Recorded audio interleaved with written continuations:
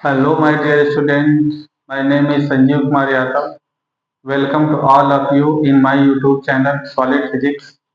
तो आज हम लोग एक न्यू चैप्टर स्टार्ट करेंगे, ठीक है। और the name of chapter is वैद्युत स्थितिकी, ठीक है। वैद्युत स्थितिकी मीन्स क्या हो गया? इलेक्ट्रोस्टैटिक्स। इलेक्ट्रोस्टैटिक्स, ठीक है। वैद्युत मीन्स क्या हो गया? आवेश। स्टैटिक मीन्स क्या हो गया? एट रेस्ट, यानी स्थिर रखकर। यानी क्या हो गया यह?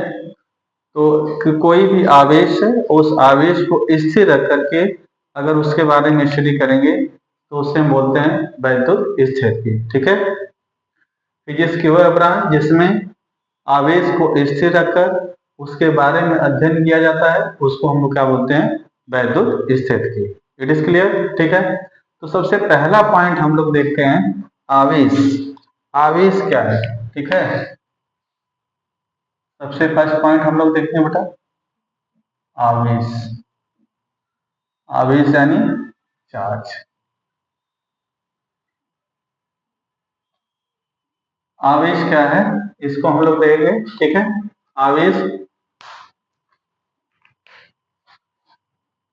किसी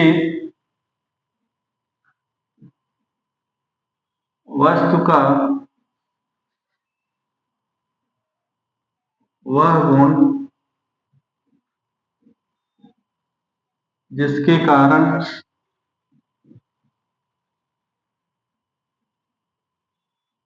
वैद्युत तथा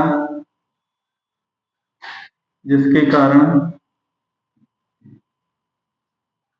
वैद्युत तथा चुंबकीय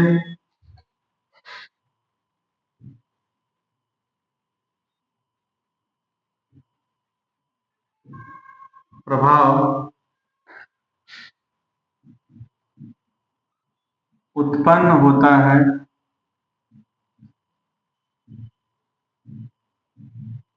आवेश कहलाता है।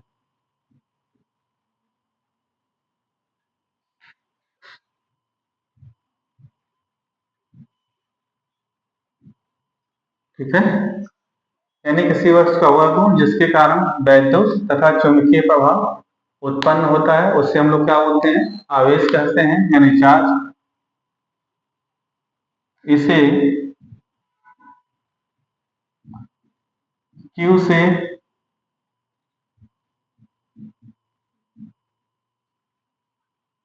से प्रदर्शित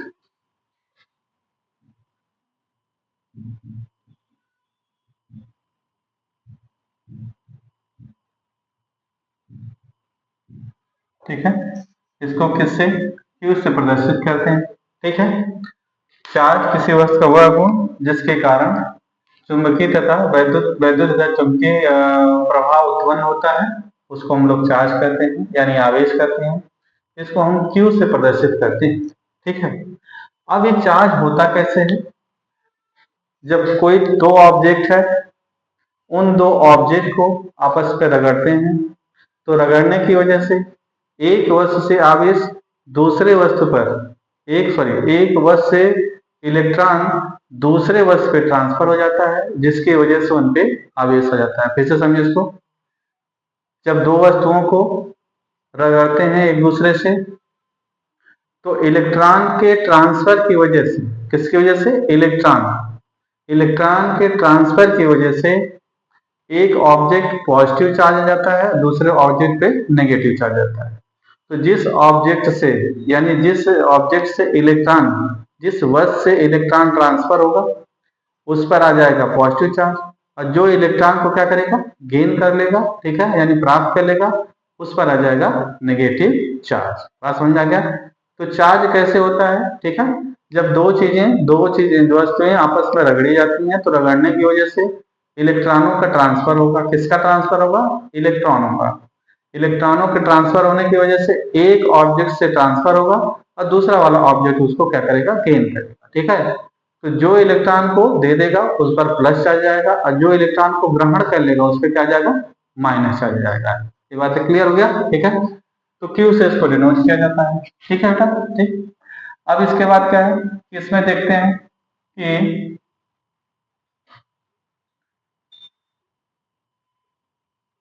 क्यू से डिनोट करते हैं,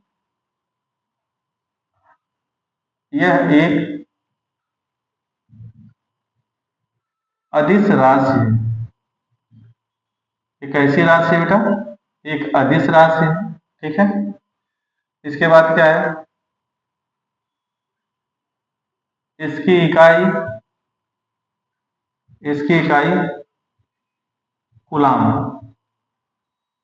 इसकी इकाई क्या है बेटा, कूलाम है। अब कूलाम को सी से डिनोट करते हैं, ठीक है। इसको क्यू से डिनोट किया जाता है, यह एक अदिश राशि है और इसकी इकाई क्या है, कूलाम। इट इज क्लियर, ठीक है। अब देखते हैं प्रकार, आवेश कितने प्रकार का है ये देखते हैं, ठीक है। तो आवेश दो प्रकार के होते हैं। आवेश कितने प्रकार के होते हैं, दो प्रकार के होते हैं। पहला आवेश क्या होगा, पहला धन आवेश, पॉजिटिव चार्ज। दूसरा ऋण आवेश, यानी क्या हो जाएगा बेटा, निगेटिव चार्ज प्लस और माइनस। तो ये पॉजिटिव चार्ज और नेगेटिव चार्ज, ये कैसे हो जाएगा, पॉजिटिव चार्ज इलेक्ट्रॉन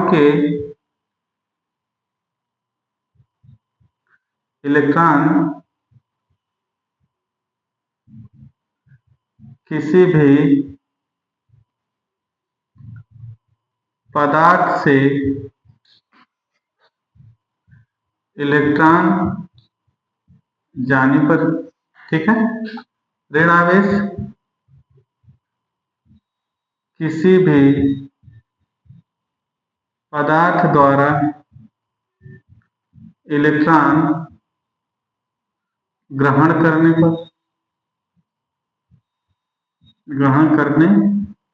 पर, ठीक है। जैसे एग्जांपल में अगर सोडियम है -1 इलेक्ट्रॉन, सोडियम से एक इलेक्ट्रॉन क्या हो गया, माइनस हो गया, तो हो जाएगा सोडियम प्लस। Cl क्लोरीन, एक इलेक्ट्रॉन क्या करेगा बेटा, गेन कर लेगा, तो क्या हो जाएगा Cl माइनस, ठीक है। तो आवेश दो तरह के हो गए, ठीक है। अब इनके देखते हैं गुण, ठीक है। पहला गुण क्या हो जाएगा, ठीक है, समान आवेशों के बीच में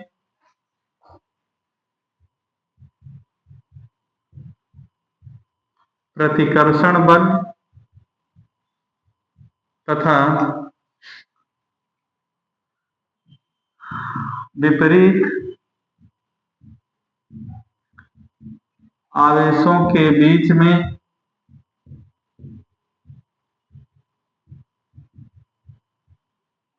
आकर्षण बल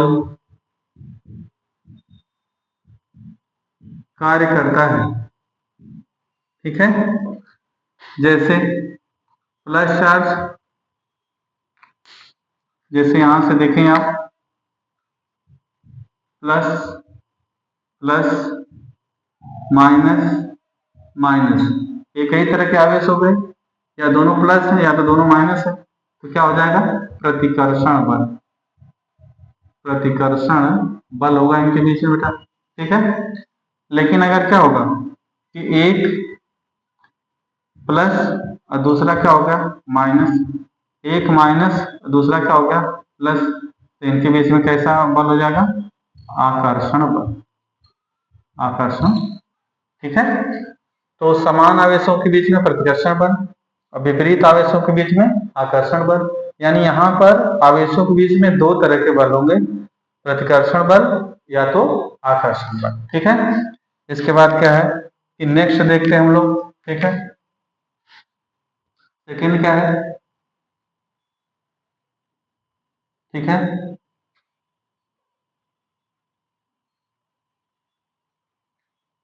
आवेश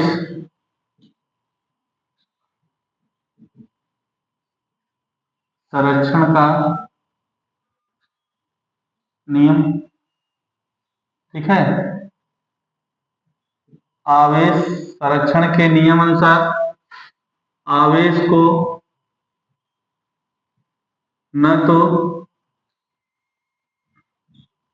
उत्पन्न किया जा सकता है और न ही नष्ट किया जा सकता है।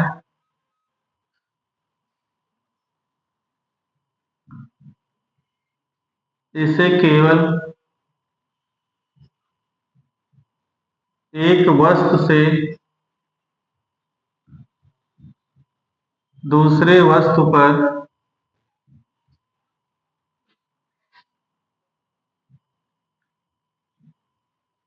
स्थानांतरित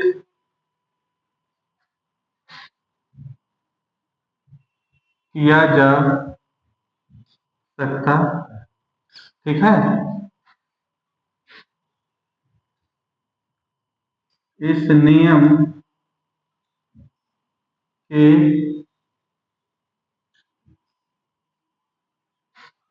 अनुसार। ठीक है बेटा, यानी आवेश संरक्षण के नियम के अनुसार क्या है, न तो आवेश को उत्पन्न किया जा सकता है, न तो आवेश को क्या कर सकते हैं, नष्ट कर सकते हैं। ठीक है, बस आवेश को एक वस्तु से दूसरे वस्तु पे क्या कर सकते हैं, ट्रांसफर किया जा सकता है। ठीक है, इसको क्या बोलते हैं, आवेश संरक्षण का नियम। ठीक है, थर्ड देखें आप, सबसे इंपॉर्टेंट नियम है इसका, और ये है आपका आवेश का आवेश का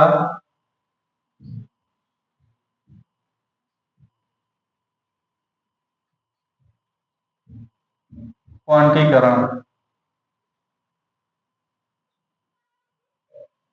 आवेश के क्वांटीकरण, ठीक है, का नियम।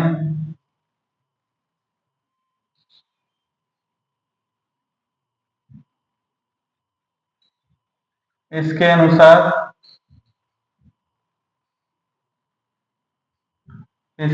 क्या होगा बेटा? ठीक है,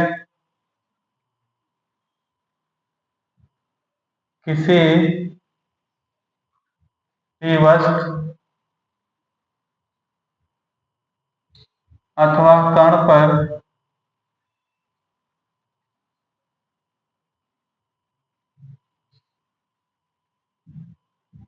आवेश, किसी कण पर आवेश सदैव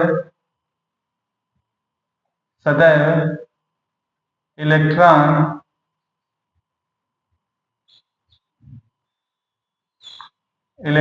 E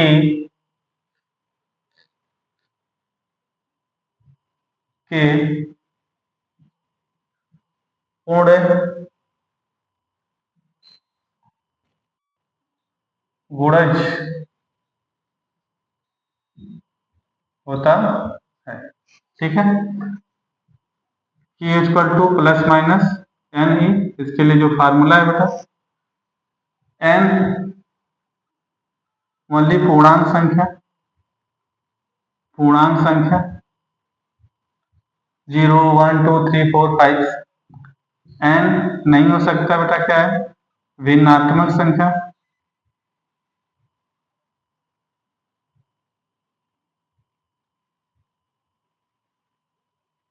भिन्नात्मक संख्या, ठीक है, एन की वैल्यू क्या नहीं हो सकती है, भिन्नात्मक वैल्यू नहीं हो सकती है। ठीक है, और E -1.6 इंटू 10⁻90 कूलम। अगर हम प्रोटॉन की बात करें तो प्लस 1.6 इंटू 10⁻90 कूलम। अगर हम न्यूट्रॉन की बात करें तो इसका चार्ज क्या होता है, 0। किसके लिए? एक परमाणु में तीनों चीजें होती हैं, इसके लिए ये चीज। ये बातें समझ में आ गया, ठीक है। तो जो न्यूमेरिकल आपके एग्जाम में बनेंगे वो इस वाले यहां से, ये बहुत इंपॉर्टेंट है क्योंकि जब भी न्यूमेरिकल आपको बनेंगे इस टॉपिक से तो यहीं से आएंगे, ठीक है। ये बातें समझ में आ गया, ठीक है। तो इन सबको एक जगह मैं समराइज कर देता हूँ। इसको देखो बेटा यहाँ से, अगर क्या है कि ये आवेश है, आवेश को किस से डिनोट किया जाता है बेटा। इसके बाद क्या है, इसकी यूनिट क्या है, इसकी यूनिट क्या है, कूलाम। इसकी यूनिट क्या है, कूलाम। ये कैसी राशि है, अदिश राशि है।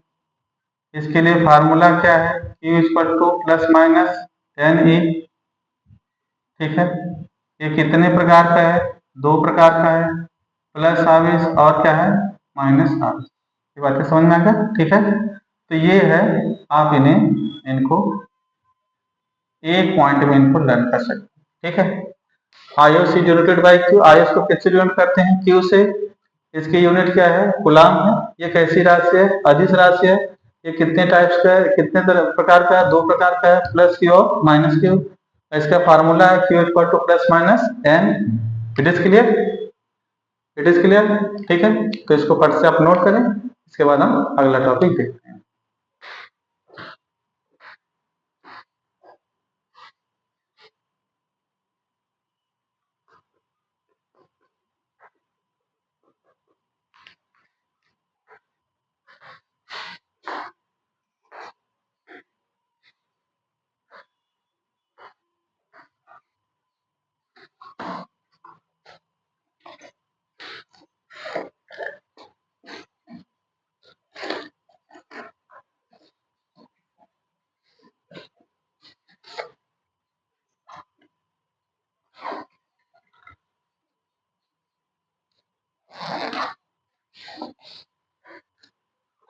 डन।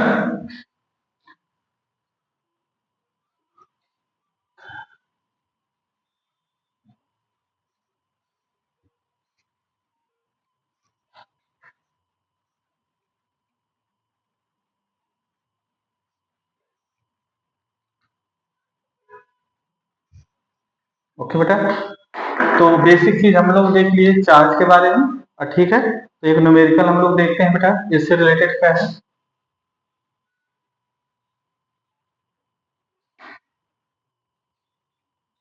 एक एक कूलाम आवेश में कितने इलेक्ट्रॉन होते हैं, ठीक है। सिंपल सा क्वेश्चन है कि एक कूलाम आवेश में कितने इलेक्ट्रॉन होते हैं, ठीक है। तो यहां से देखिए आप, ए एन एस क्या दिया बेटा, क्यू इक्वल टू लिखा है 1 कूलाम, 1 कूलाम, ठीक है। ई की वैल्यू 1.6 इंटू 10⁻⁻19 कूलाम, और एन पूछ रहा है बेटा यहाँ से, तो बस formula Q equal to plus minus N इन, सीधे एन ही लगा दो आप, क्यू इक्वल टू, ठीक है। क्यू इक्वल टू कितना हो जाएगा, ये एन की वैल्यू पुट कर दीजिए यहाँ पर, ठीक है। एन की वैल्यू फाइंड करना है, ई की वैल्यू है 1.6 इंटू 10⁻⁻19 और यहाँ पे रख दिया आपने 1। तो एन इक्वल टू 1/1.6 इंटू 10⁻⁻19। तो इधर मल्टीप्लाई है, इधर आएगा तो क्या हो जाएगा, डिवाइड हो जाएगा। यहाँ पे क्या किया गया, इसका गुणा किया गया, इधर आ जाएगा तो क्या हो जाएगा, ये डिवाइड कर देंगे यानी भाग दे देंगे बेटा। यहाँ पर ये पॉइंट यहाँ से हटाएंगे, 0 हो जाएगा, ठीक है। अब 2 से डिवाइड करेंगे 5 और 2 से डिवाइड करेंगे तो क्या हो जाएगा, 8 हो जाएगा, ठीक है। तो 5/के इतना होगा 8, 19 इक्वल टू क्या हो जाएगा एन, ये ऊपर आएगा तो 5/8 इंटू, ये माइनस है, जब ऊपर पावर आ जाएगा तो प्लस का हो जाएगा 19 8। अब देखो यहाँ से एक पावर कम करते हैं बेटा तो ये हो जाएगा 50 बटे into 8 into 10⁻⁻⁹ 19 equal to n, एक और कम होगा तो 8 हो जाएगा। अब 2 से कैंसिल कर दीजिए, ये 25 हो जाएगा, ये हो जाएगा 4, यानी 25/4 इंटू 10 घात 18 इक्वल टू क्या हो जाएगा n। इससे डिवाइड करेंगे तो 6.25 इंटू n, ठीक है, ये आंसर हो जाएगा। ठीक, तो अगर पूछा जाए कि कितने एक कूलाम में कितने आवेश होंगे, कितने इलेक्ट्रॉन होंगे, तो फार्मूला क्या यूज करना है आपको, Q equal to N A, 1 coulomb, एक कूलाम गिवन है बेटा, ई की वैल्यू 1.6 × -19 कूलाम, ठीक है, तो यहाँ पे वैल्यू रख देंगे और n की वैल्यू यहाँ से आप फाइंड कर सकते हैं। It is clear. तो न्यूमेरिकल में इसी फार्मूले से अगर कोई भी प्रॉपर्टीज पूछे जा रहा है तो उसमें ये वाली क्वांटाइजेशन ऑफ चार्ज, यानी चार्ज की वैल्यू हमेशा क्या होती है कि इलेक्ट्रॉन का मल्टीपल होगा, ठीक है, और n की वैल्यू यानी 1 2 3 4 5 कुछ भी होगा, लेकिन फ्रैक्शन इसकी वैल्यू नहीं होगा, ठीक है, तो इससे हम लोग फाइंड कर सकते हैं कि नंबर ऑफ इलेक्ट्रॉन कितने, ठीक है। I think it is clear, ठीक है। तो फिर अब हम लोग आते हैं दूसरे टॉपिक पे जो सबसे इंपॉर्टेंट है, ठीक है, और वो है आपका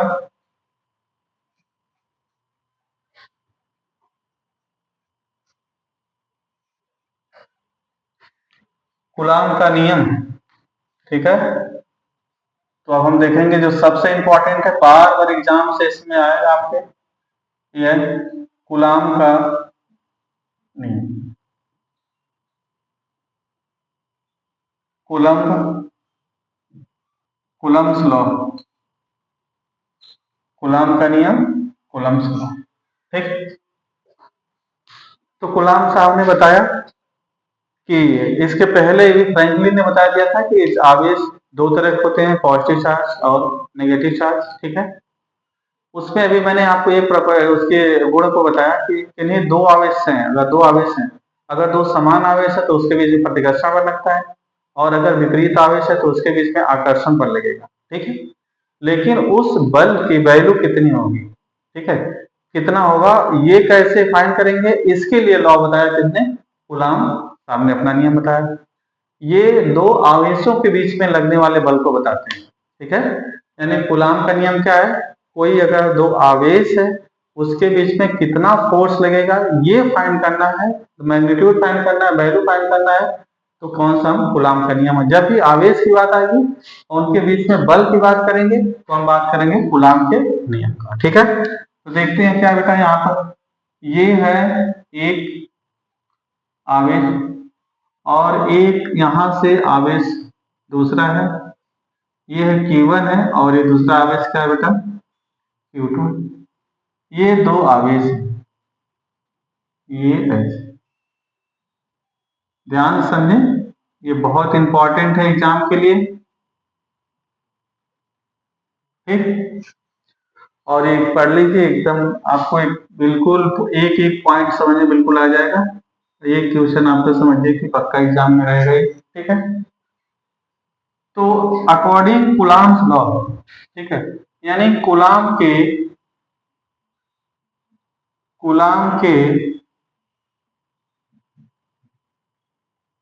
नियमानुसार,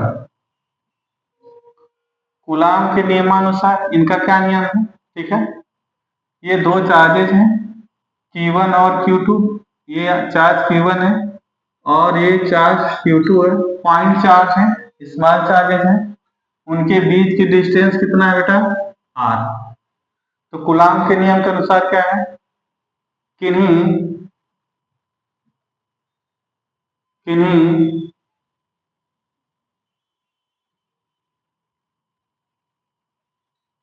किन्हीं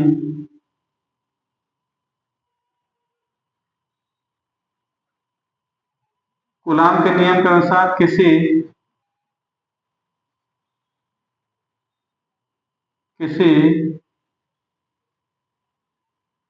दो बिंदु आवेशों, किसी दो बिंदु आवेशों के बीच में लगने वाला बल F उन दोनों आवेशों के गुणनफल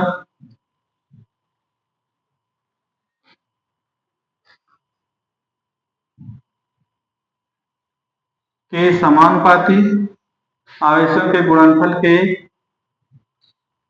समानुपाती तथा उनके बीच की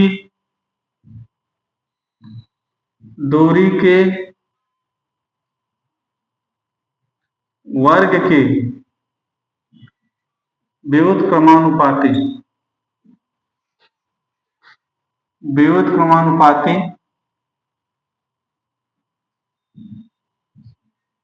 होता है। ठीक है बेटा, ये तो सबसे पहले आपको उनका स्टेटमेंट लिखना पड़ेगा। उन्होंने दो चीजें बताया कि जो ये दोनों आवेश हैं, ये दोनों जो चार्ज हैं, इनके बीच में जो लगने वाला बल है वो बल F उन दोनों आवेशों के गुणनफल के समानुपाती तथा उनके बीच की दूरी के वर्ग के व्युत्क्रमानुपाती, ये बताया उन्होंने। अब यहां देखिए, माना दो बिंदु आवेश Q1 और Q2 एक दूसरे से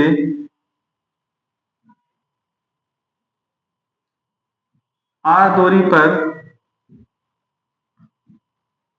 निर्वात में रखे गए हैं, ठीक है। तब जो फोर्स F इस डायरेक्ट समानुपाती गुणन आवेश Q1 और Q2 के गुणनफल के समानुपाती, यानी Q1 इंटू Q2। दूसरा क्या बताया उन्होंने, लगने वाला फोर्स F उनके बीच की दूरी के वर्ग के व्युत्क्रमानुपाती। ठीक है, इन दोनों को आपने क्या किया, ऐड कर दिया। F is directly proportional Q1 Q2 by R square हो जाएगा बेटा। तो F equal to K Q1 Q2 by R square, ये आ जाएगा फार्मूला। ठीक है, अब देखिए यहां से K की वैल्यू क्या होती है, K equal to 1 by 4 pi epsilon naught, ठीक है, into Q1 Q2 by R square. ठीक, then formula F equal to 1 by 4 pi epsilon naught. तब फार्मूला क्या बन जाएगा बेटा, यहां से वैल्यू पुट कर दीजिए, Q1 Q2 by R square. Q1 और Q2 की वैल्यू को पुट कर देंगे तो ये बन जाएगा।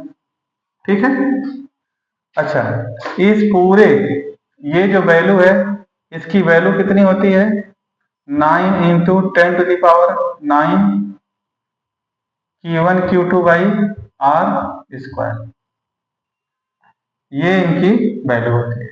It is clear. ठीक है, तो ये इनकी वैल्यू K की value 1 by 4 pi epsilon naught. ठीक है, अब यहाँ एप्सिलॉन नॉट क्या है ये देखते हैं। ठीक है, ये देखेंगे, एप्सिलॉन नॉट निर्वात की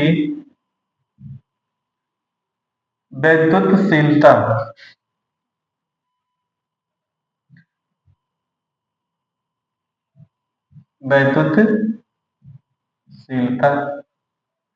और इसकी वैल्यू कितना है, 8.85 इंटू 10 टू दावर -12। ठीक है बेटा, यूनिट इसकी हो जाएगी बेटा आपका, अच्छा यूनिट तो मैं अभी इसको फाइंड करके फिर यहाँ पे लिखता हूँ, आपको सॉल्व करना है। एक बार फिर से देखो इसको, क्या है, कूलम के नियम को, कूलम के नियम के अनुसार किन्हीं दो आवेशों के बीच में लगने वाला बल इन दोनों आवेशों के Q1 Q2 के गुणनफल के समानुपाती तथा इनके बीच की दूरी के वर्ग के व्युत्क्रमानुपाती। इन दोनों को इक्वेशन नंबर 1 इक्वेशन नंबर 2 इनको आपने क्या किया बेटा, ऐड कर दिया।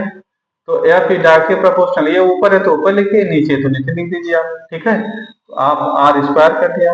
F equal to K Q1 Q2 by R square. अब के की वैल्यू होता है 1/4 पाई एप्सिलॉन नॉट। के की वैल्यू क्या होता है? के की वैल्यू होता है 1/4 पाई एप्सिलॉन नॉट। ठीक है, तो ये वैल्यू रखेंगे, सॉरी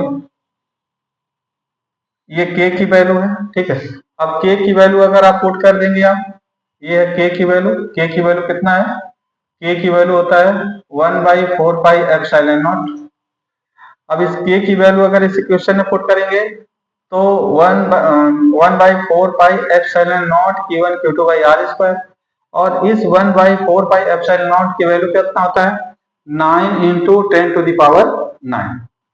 ठीक है, तो ये न्यूटन जो कि coulomb's law F equal to K Q1 Q2 by R square हो जाएगा बेटा। ठीक है, अब यहाँ से F की वैल्यू क्या है कि ये 1/4 पाई एप्सिलॉन नॉट का फॉर्म हो जाएगा। और इनको सॉल्व करके न्यूमेरिकल में जो वैल्यू है 9 × 10⁹9, यानी जब न्यूमेरिकल को हम लोग सॉल्व करेंगे तो इसकी वैल्यू रखेंगे आप 9 × 10⁹9। ये बातें समझ में आ गया आपको? ठीक है, इट इज क्लियर। तो अब इसकी यूनिट देखते हैं बेटा क्या होगा। ठीक है, तो अब इसकी यूनिट फाइंड करते हैं। क्या है यूनिट किसका? एप्सिलॉन की यूनिट, और इसका मात्रक देखते हैं क्या होता है। ठीक है, तो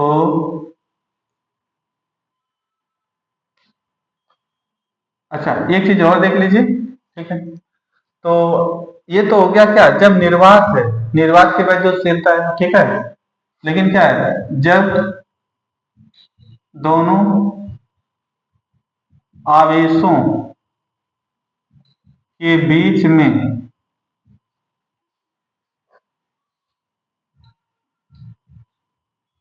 अन्य माध्यम हो, ठीक है, तब क्या होगा फार्मूला? 1/4 पाई एप्सिलॉन नॉट के Q1 Q2 by R square. ये बात समझ आ गया? और इसे आप ये F equal to 1/4 pi epsilon naught, इसे मीडियम के लिए तो m लिख सकते हैं आप, यानी Q1 Q2 by R square. तब फार्मूला ये हो जाएगा आपके लिए। ठीक है, अब देखिए बेटा ये इसकी इक्वेशन से अगर इसको इक्वेशन 1 कर दें और इक्वेशन 1 2 3, और इसे अगर हम इक्वेशन 4 कर दें बेटा। ठीक है, ये मीडियम के लिए फोर्स है, ये भी मीडियम के लिए फोर्स है। ठीक, तो अगर इस इक्वेशन में देखोगे तो देखो यहाँ पर, यानी ये मीडियम के लिए जो है इसकी वैल्यू क्या है? एप्सिलॉन नॉट इंटू के, यानी के इक्वल टू क्या लिख सकते हो आप? Medium by epsilon naught. ये क्या है? Dielectric constant. ये क्या बेटा? डाई इलेक्ट्रिक कांस्टेंट है, और इसकी वैल्यू क्या है? अलग अलग मेटल के लिए अलग अलग है। ठीक है, निर्वात के लिए इसकी वैल्यू क्या है? 1 है, एयर के लिए 1 पॉइंट समथिंग है, और मेटल के लिए इसकी वैल्यू क्या है? इनफाइनाइट है। ठीक है, तो यहाँ से एक इक्वेशन आप ये भी देख सकते हो। ठीक है, अब हम लोग देखेंगे, ठीक है, कि के की वैल्यू, अच्छा हम फोर्स के बारे में भी देख सकते हैं। यहां से देखिए जो फोर्स है, ये फोर्स, और ये है मीडियम का फोर्स। ठीक, तो जो मीडियम का फोर्स है, यानी एक तो पॉइंट ही हो जाएगा। सेकेंड पॉइंट देखोगे, यानी F M equal to F by K लिख सकते हो आप। ठीक है, यानी K equal to F by F M. F M यानी इनके बीच में अगर हम मीडियम ले आ देंगे तो जो फोर्स की इंटेंसिटी है, जो फोर्स की वैल्यू है, वो के टाइम्स क्या हो जाएगा? कम हो जाएगा। ये बात तो समझ में आ गया, उसकी वैल्यू उतना कम हो जाएगी। तो अब हम लोगों को फाइंड करना है, क्या फाइंड करना है बेटा? यहाँ से अगली चीज है ये। ठीक है, इसमें क्या है कि निर्वात की,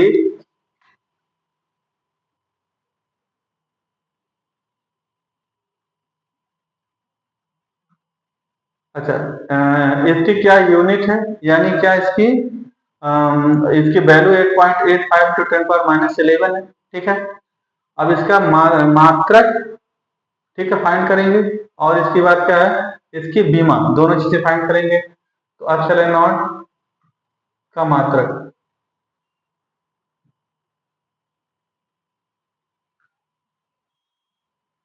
तो यूनिट इसकी क्या फाइंड करेंगे, मात्रक कैसे फाइंड करेंगे, देखिए इसके लिए क्या फार्मूला है बेटा, F equal to 1/4 pi epsilon naught Q1 Q2 by R square. ठीक है, ये फार्मूला कौन सा लॉ हो गया, ये कूलम्स लॉ हो जाएगा।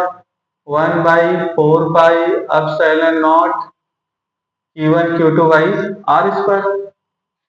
अब देखो यहां से लिखिए आप बाई 1 और इसका मल्टीप्लाई कर दीजिए आप। ठीक है, ये हो जाएगा epsilon naught equal to 1 into Q1 Q2 by 4 pi F into R square.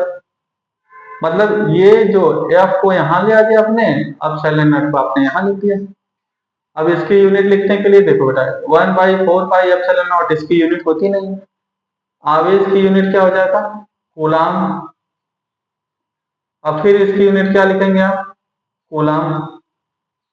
ठीक, यानी कूलाम स्क्वायर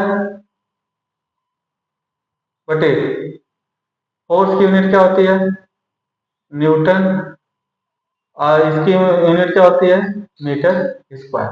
ठीक है, यानी क्या हो जाएगा आपका, coulomb square by newton into metre square. ये इसकी क्या होगी बेटा, यूनिट हो गई। ऐसे ऐसे भी लिख सकते हो आप, कूलाम स्क्वायर इंटू न्यूटन, यहां से लिखते हैं थोड़ा सा, कूलाम स्क्वायर इंटू, इसको ऊपर ले आएंगे तो क्या हो जाएगा, ये न्यूटन की पावर -1। ठीक है, यहाँ पावर प्लस है, ऊपर ले आएंगे तो क्या हो जाएगा, -1 इंटू मीटर की पावर -2। ये इसकी क्या हो गई, यूनिट। ठीक है, अगर हम सिंबल के फॉर्म लेंगे, coulomb square Newton inverse into, यहाँ पे लिख सकते हो आप मीटर स्क्वायर, ये भी इसकी यूनिट है, सिंबल के फॉर्म हो जाएगा। तो यहाँ से अगर हम यूनिट यहाँ से लिखते हैं, ठीक है, ये क्या हो जाएगा, coulomb square into coulomb square by newton into metre square, ये इनकी यूनिट हो जाएगी। ठीक है, अब इसके मात्रक तो हो गया, अब इसकी बीमा लिखते हैं। ठीक है, यानी एप्सिलॉन नॉट की बीमा।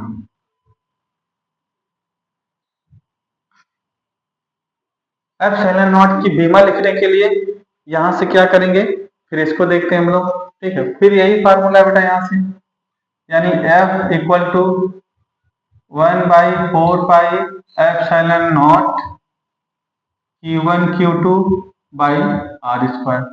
फिर बाई 1 मल्टीप्लाई करेंगे तो यहाँ से क्या हो जाएगा, एप्सिलॉन नॉट, ये यहाँ पे आ जाएगा तो 4 पाई, ये हो जाएगा आपका F इंटू Q1 Q2 बटे आर स्क्वायर।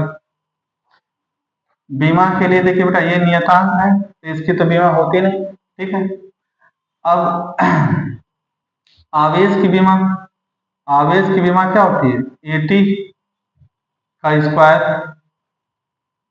ठीक है, और फोर्स की बीमा होती है mL/T-2, और ये है एल स्क्वायर। ठीक है, तो यहां से अगर इसकी वैल्यू लिखोगे तो ए स्क्वायर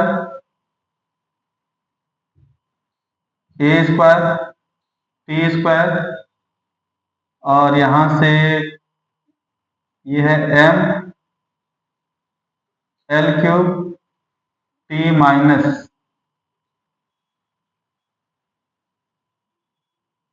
ठीक, फिर यहां से वैल्यू रखेंगे तो बेटा एम ऊपर ले जाएंगे तो क्या हो जाएगा, m की पावर -1, l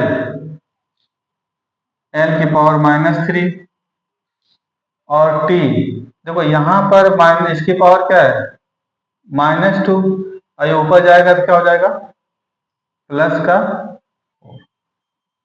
ठीक है। और ए भी है इसके अंदर बेटा, तो ए को पहले इसी के साथ यहीं लिख देते हैं तो ज्यादा बेटर होगा।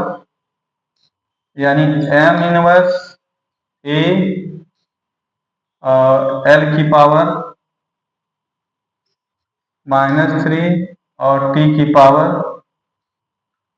4, ठीक है बेटा। तो ये हो गई इसकी बीमा। क्लास 11 में आपने बीमा फाइंड करना सीखा होगा इसमें, तो मैंने डायरेक्ट वैल्यू रख दिया किसका है, फोर्स।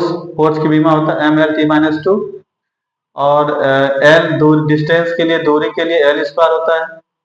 आइए इसकी बीमा, चार्ज की बीमा देखो, Q/T, विद्युत धारा I इक्वल टू Q/T, तो Q equal to I into T होता है बेटा।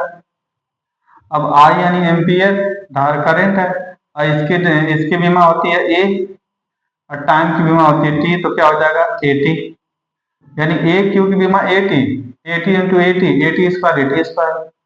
अब इसकी बात क्या बीमा है, फोर्स की, तो ए होता है एफ, फोर्स की बीमा अगर आपको फाइंड नहीं करना है, एफ इक्वल टू क्या होता है एम ए होता है।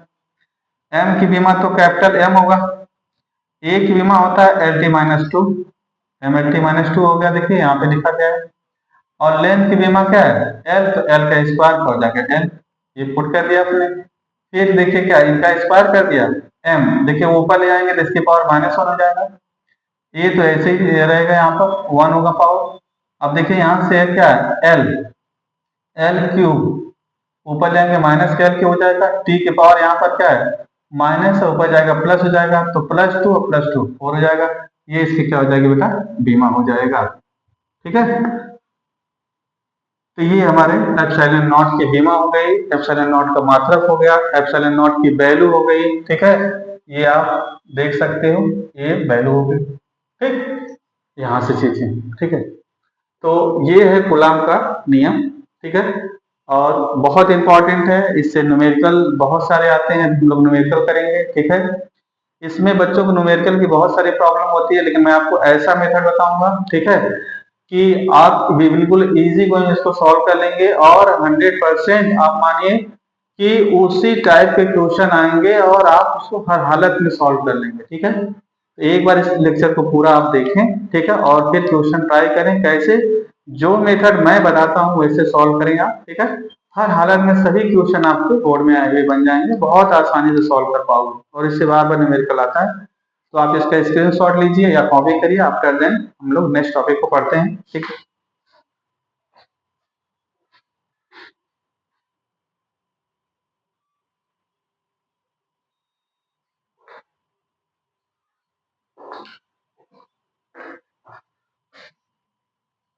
डन बेटा।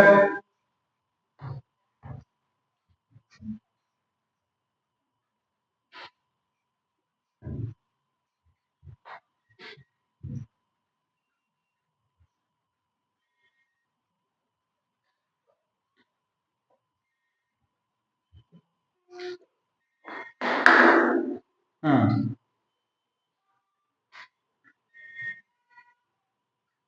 फिर देखते हैं अध्यारोपण, अध्यारोपण का सिद्धांत,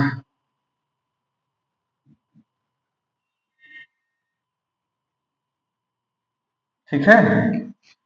सुपरपोजिशन थ्योरम, इस सुपरपोजिशन थ्योरम यानी इस प्रिंसिपल के अकॉर्डिंग क्या है कि अगर कोई सिस्टम है, कोई निकाय है, निकाय मतलब क्या है, जहां पर एक से ज्यादा चार्जेज हैं, अगर उस पे किसी भी एक चार्ज पर सभी की वजह से नेट बल फाइंड करना है, तो हम वहां पर कौन सा यूज करते हैं, हम लोग यहाँ पर यूज करेंगे बेटा कौन सा, अध्यारोपण का सिद्धांत, ठीक है, ठीक है।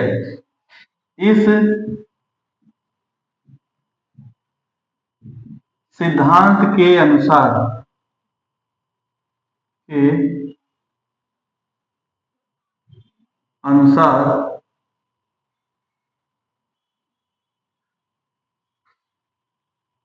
इस सिद्धांत के अनुसार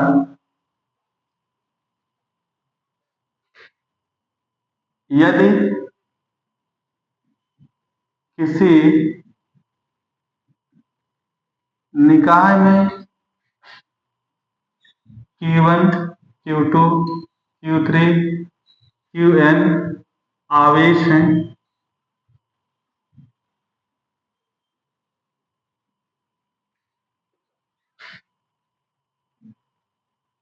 इनकी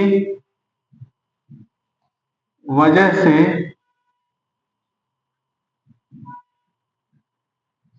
किसी एक आवेश पर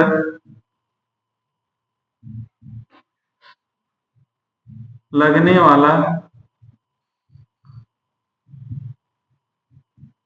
परिणामी बल F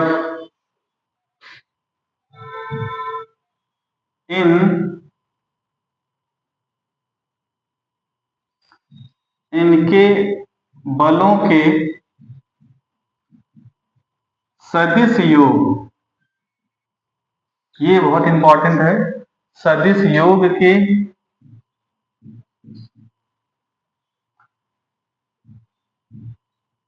गुणनफल के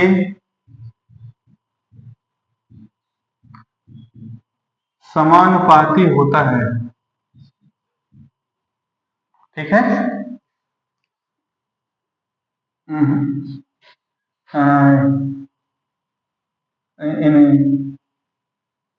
इनके बलों के सदिश योग के सदिश योग के बराबर होता है,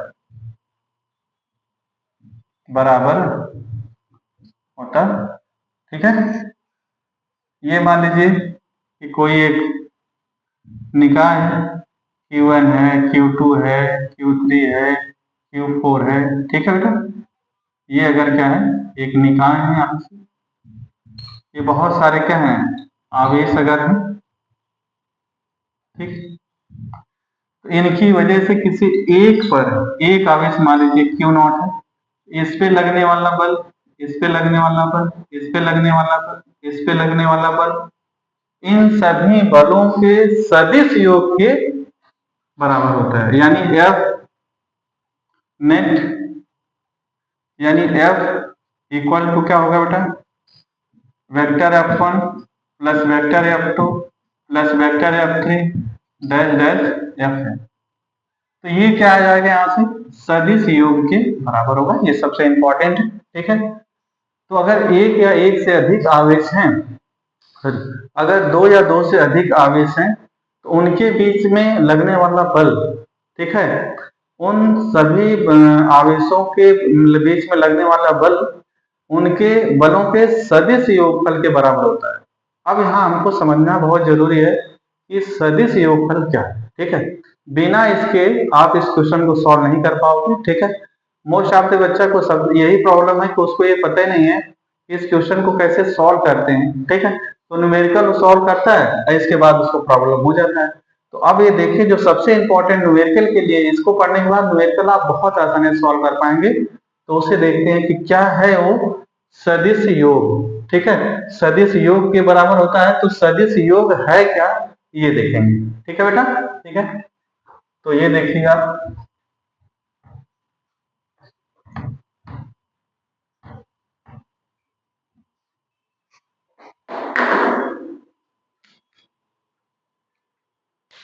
हाँ जी,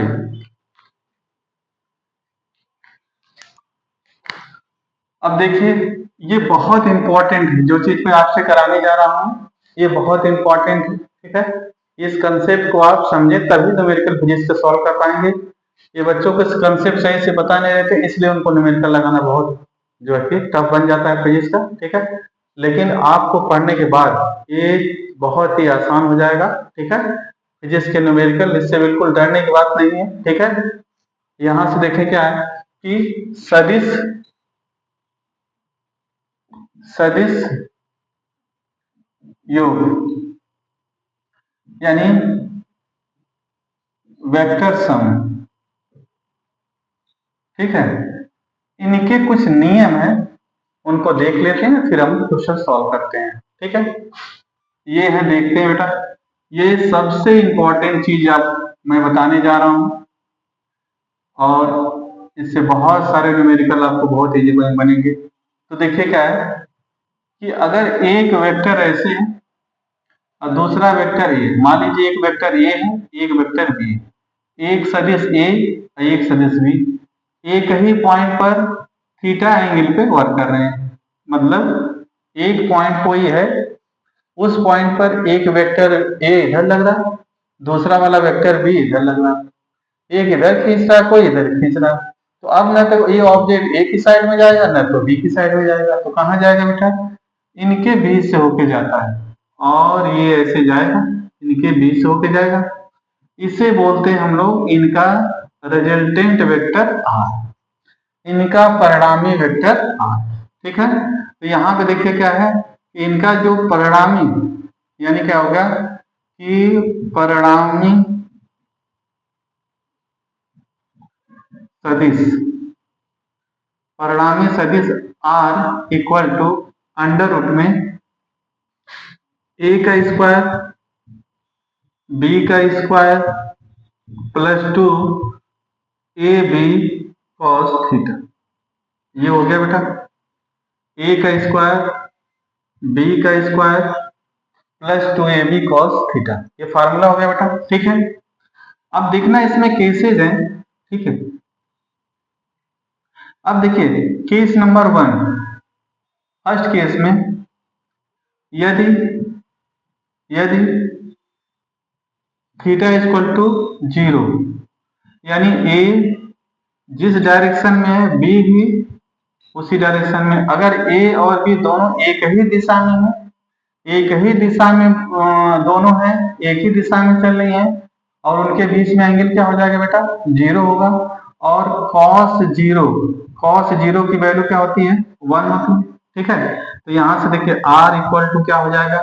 ठीक है, A square B square plus 2 A B cos 0 degree. अब ये फार्मूला बनेगा आपका A square plus B square plus 2 A B. यहां से फिर ये किसका फार्मूला बन जाएगा बेटा? ए प्लस बी का होल स्क्वायर, और ये इससे कैंसिल होगा तो r equal to A plus B. ये देखिए गजब की चीज आ गई आपके पास। ठीक है, केस नंबर सेकंड में देखिए आप। ठीक है, सेकंड केस क्या है बेटा? यहां से देखिए आप। ठीक है, यदि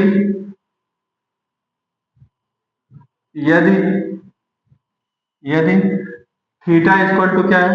90 डिग्री है, यानी एक वेक्टर ए इधर है और दूसरा क्या है कि वेक्टर बी इधर है, यानी एक एक्स डायरेक्शन में तो दूसरा क्या है? वाई डायरेक्शन में। तो इनके बीच में एंगल कितना हो जाएगा? 90 डिग्री। और cos 90 डिग्री की जो वैल्यू होती है वो क्या होती है बेटा? 0। cos 90 डिग्री की वैल्यू क्या हो जाएगा? 0 हो जाएगा। ठीक है, देन r इक्वल टू हो जाएगा यहाँ पर रूट के अंदर A square B square plus 2 A B cos 90 degree. अब ये वैल्यू तो पूरा क्या हो जाएगा? 0। तो r equal to under root में A square plus B square. ये बातें समझ में आ गया? ठीक है, अच्छा थर्ड देखिए आप। थर्ड देखें, यदि यदि थीटा इक्वल टू 180 डिग्री। ठीक है, यानी क्या है बेटा? वेक्टर भी इस साइड में और वेक्टर भी ये अपोजिट है, तो इनके बीच में एंगल 180 डिग्री। तो इसकी वैल्यू होती है -1। अब क्या हो जाएगा? r equal to A square B square plus 2 A B cos 180 degree. ये रूट में रख लो बेटा, r इक्वल टू रूट में A square B square minus 2 A B, और ये फार्मूला बनेगा आपका ए स्क्वायर माइनस बी का होल स्क्वायर, ए से कैंसिल, तो r equal to A minus B. ये फार्मूला बन जाए। ठीक है, तो अब इन्हें कैसे लर्न करेंगे ये देखेंगे आप। ठीक है, अगर एक ही तरह के अगर दो लोग हैं और उनके विचार क्या है? बिल्कुल सेम है, तो क्या है? एक ही जैसे लोग सोचेंगे, एक ही डायरेक्शन में उनकी सोच है, यानी अगर दोनों एक ही डायरेक्शन में चल रहे हैं तो सीधे सीधे उनको ऐड कर देना। और अगर दो लोग हैं उनकी डायरेक्शन अपोजिट, एक इधर सोच रहा है तो दूसरा इधर, अगर अलग अलग सोच के हैं तो क्या हो जाएगा? माइनस हो जाएगा।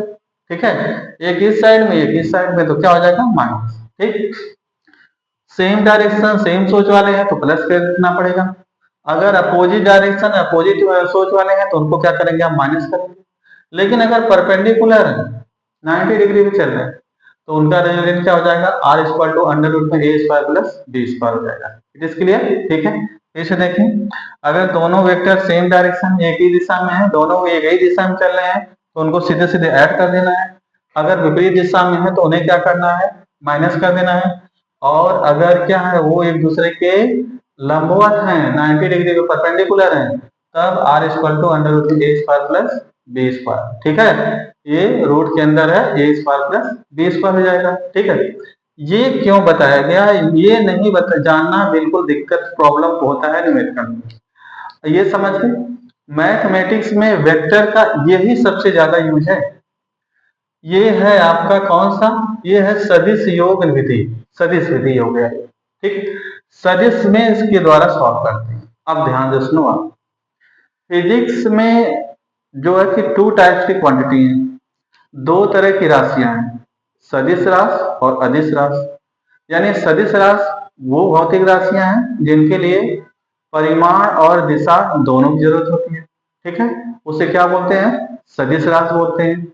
जैसे बल है, ठीक है, और इसके बाद संवेग है, डिस्टेंस डिस्प्लेसमेंट है। ठीक है, तो ये सब कैसी राशियां हैं, ये सब है सदिश राशि। लेकिन अदिश राशियां क्या है, वे भौतिक राशियां जिनके लिए केवल केवल, ठीक है, मैग्नीट्यूड की जरूरत है, डायरेक्शन की जरूरत नहीं है, जिसके लिए दिशा नहीं चाहिए, केवल क्या चाहिए, परिमाण चाहिए, बस परिमाण चाहिए। परिमाण का मतलब क्या होता है, जैसे 10 रुपीज तो 10 क्या होगा परिमाण, 20 किलोमीटर तो 20 क्या होगा परिमाण, यानी जो नंबर है वो परिमाण हो जाएगा। ठीक है, 100 रुपीज तो 100 क्या होगा परिमाण हो जाएगा। लेकिन डायरेक्शन इसमें जरूरत नहीं है, अगर डायरेक्शन होगा तो वेक्टर बन जाएगा, और डायरेक्शन नहीं है तो स्केलर बन जाएगा। ये बातें समझ में आ गया। भौतिक विज्ञान में दो तरह की राशियां हो गई, कौन कौन सी हो गई, सदिश राशि और अदिश राशि। तो सदिश राशि को हल करने के लिए हमें सदिश विधि का यूज करना पड़ेगा, अच्छी तरह समझें आप।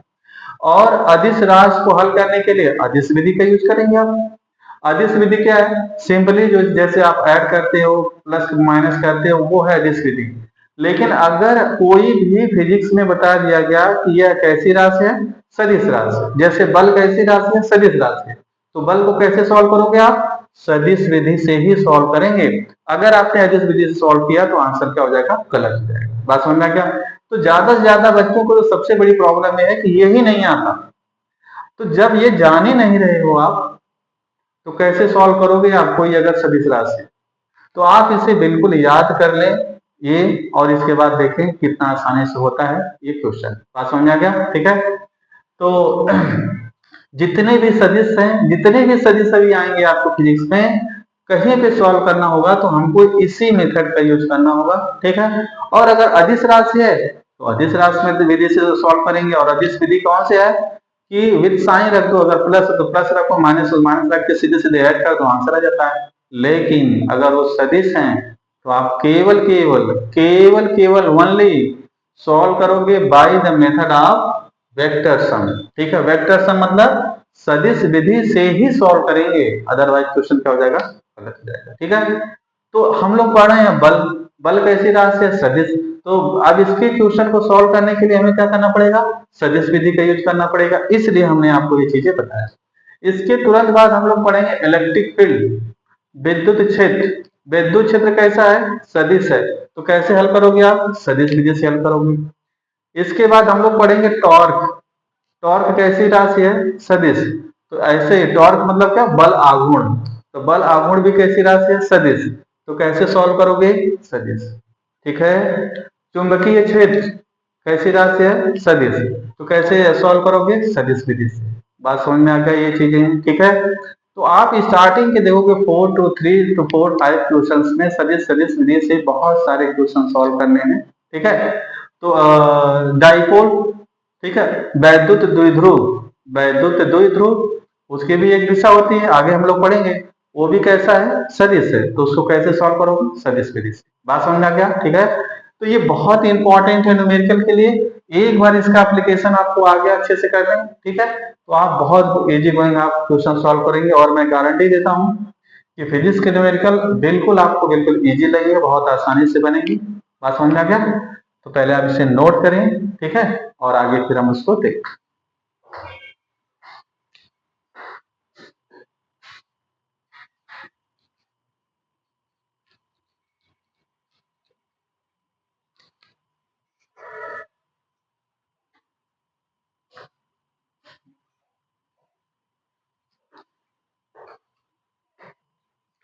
ओके,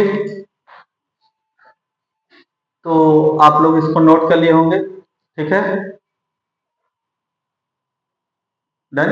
अच्छा, अब हम बात करते हैं कि इसके बाद वाला जो है, कल हम लोग कल के लेक्चर में देखेंगे कि इससे रिलेटेड न्यूमेरिकल यानी फोर्स, ठीक है, फोर्स यानी क्या है कि विद्युत बल जो है, अभी हम लोगों ने पढ़ा कूलाम के नियम, इससे रिलेटेड हम लोग कल वाले जो भी क्लास में देखेंगे कैसे न्यूमेरिकल सॉल्व करना। वो बहुत इंपॉर्टेंट है, अगर आप उसे देखते हैं तो न्यूमेरिकल बिल्कुल आपको इजी गोइंग सॉल्व होने लगेंगे और आपके एग्जाम में जो भी क्वेश्चन आएगा 100% आप उसको सॉल्व कर पाएंगे। तो कल का जो वीडियो बनेगा उसको जरूर देखें आप, और इसे लाइक करें, शेयर करें, सब्सक्राइब करें, ठीक है, और अपने कमेंट्स लिखें इस पे, ठीक है, और ठीक है, thank you for watching my video.